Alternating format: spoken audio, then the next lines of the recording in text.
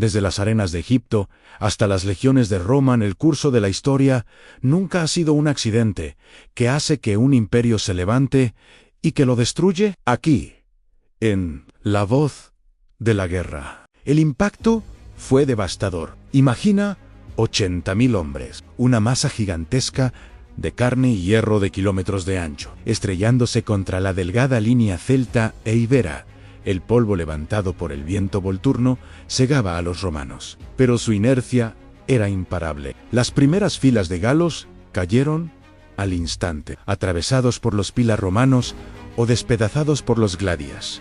Para un soldado romano en la primera línea, todo parecía ir según el plan. Estaban empujando, estaban matando. Sentían que el enemigo cedía terreno. Los centuriones gritaban con furia: «¡Están huyendo! ¡Empujad por Roma!». Pero no estaban huyendo, estaban cediendo terreno deliberadamente. Aníbal había instruido a sus hombres para realizar la maniobra más difícil en la guerra antigua, la retirada controlada bajo presión máxima. Los galos e íberos retrocedían paso a paso, luchando y sangrando, pero sin romper la formación. A medida que el centro de Aníbal retrocedía, la línea convexa se aplanó, y luego, lentamente, comenzó a curvarse hacia adentro. Sin darse cuenta, los romanos estaban dejando de ser una línea de batalla para convertirse en una cuña. Se estaban metiendo voluntariamente en la boca del lobo,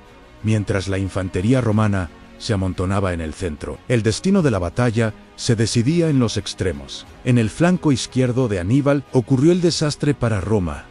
La caballería pesada de Asdrúbal cargó contra la caballería romana derecha. Fue brutal.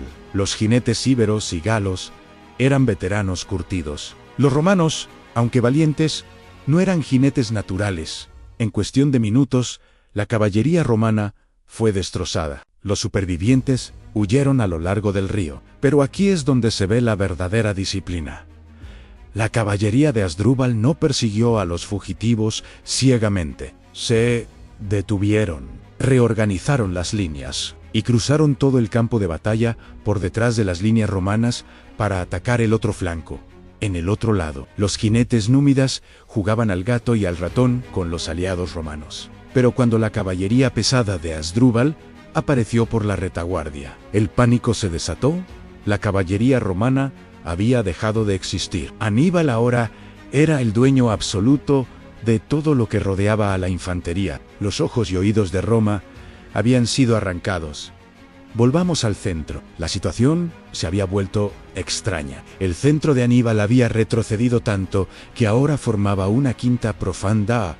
Los legionarios romanos, creyendo que el enemigo huía, se precipitaron hacia ese hueco. 80.000 hombres intentaban pasar por un embudo. Aquí ocurrió el fenómeno físico que sellaría su destino a la compresión. Las legiones de los flancos, queriendo participar en la matanza del centro, convergieron hacia adentro. El espacio se redujo drásticamente. Los soldados romanos comenzaron a chocar hombro con hombro. Luego, escudo con escudo. Finalmente, pecho con espalda. Estaban tan apretados que perdieron su mayor ventaja a la maniobrabilidad. Un legionario necesita espacio para lanzar su pilum y usar su espada. Ahora, estaban tan comprimidos que muchos ni siquiera podían levantar los brazos. Y lo peor es que aún creían que estaban ganando. Varrón, desde la retaguardia, seguía enviando más reservas al centro, empujando a los hombres de adelante hacia una muerte segura. Este es el momento, el punto de inflexión de la historia militar. El ejército romano estaba completamente dentro de la bolsa. Aníbal dio la señal. ¿Recuerdan? A la infantería africana, esos veteranos de élite que Aníbal había escondido en los extremos. Hasta ahora no habían luchado, estaban frescos. Cuando los romanos pasaron de largo, los africanos simplemente giraron hacia adentro, como dos puertas gigantes cerrándose. Atacaron los flancos expuestos de la masa romana. Los romanos se detuvieron en seco, intentaron girarse para luchar, pero no podían. Estaban atrapados por su propia masa. Y entonces llegó el golpe de gracia. Un temblor en el suelo, el sonido de miles de cascos golpeando la tierra. La caballería de Asdrúbal y los númidas regresaron y cargaron directamente contra la retaguardia expuesta de las legiones, círculo cerrado. La trampa era perfecta. El ejército más grande de Roma estaba rodeado por un ejército que tenía la mitad de su tamaño. Lo que siguió no fue una batalla. La palabra batalla implica que ambos bandos tienen oportunidad de luchar. Esto fue una ejecución industrial, una carnicería lenta y metódica. La presión dentro del círculo era tan inmensa que los hombres morían aplastados antes de que ninguna espada los tocara. El pánico se apoderó de la masa, pero no podían huir. Solo podían esperar su turno para morir. Los soldados de Aníbal recortaban los bordes del círculo, capa tras capa. Durante horas, el único sonido en la llanura de Apulia fue el de acero. Cortando carne y gritos de agonía, se cuenta que algunos romanos cavaron agujeros en la tierra y metieron la cabeza para asfixiarse voluntariamente y escapar del horror. Otros fueron encontrados después, habiéndose arrancado sus propios ojos en la locura.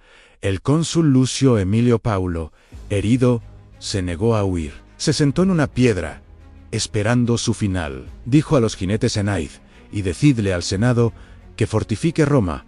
Yo moriré con mis hombres. Varrón, el arquitecto del desastre, escapó a caballo. La matanza continuó hasta que se puso el sol y los brazos de los cartagineses estuvieron demasiado cansados para levantar las espadas al día siguiente. El sol iluminó un paisaje infernal.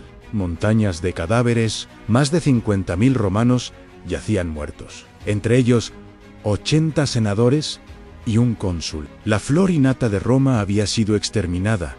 Mientras sus generales celebraban, Maharbol, el comandante de la caballería, se acercó a Aníbal y le dijo: Aníbal, en 5 días estarás cenando en el Capitolio. Déjame ir primero. Roma está indefensa.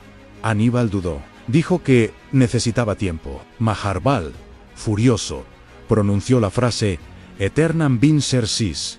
Hannibal, victoria uti nesis. Sabes vencer, Aníbal, pero no sabes usar la victoria.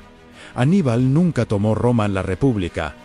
En lugar de rendirse, se endureció. Canas no mató a Roma, la hizo inmortal. Le enseñó que la única derrota real es la rendición.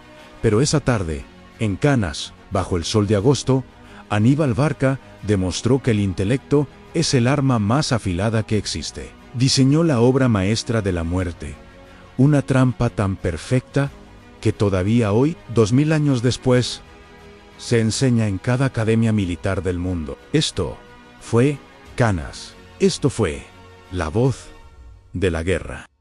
Cada historia que contamos es un eco de las decisiones tomadas en el campo de batalla. Un recuerdo que el presente no debe olvidar en sí. Estas voces del pasado te apasionan. Suscríbete a La Voz de la Guerra y activa la campana. ¿Qué secreto guarda la próxima página de la historia? Descúbrelo en nuestro próximo documental.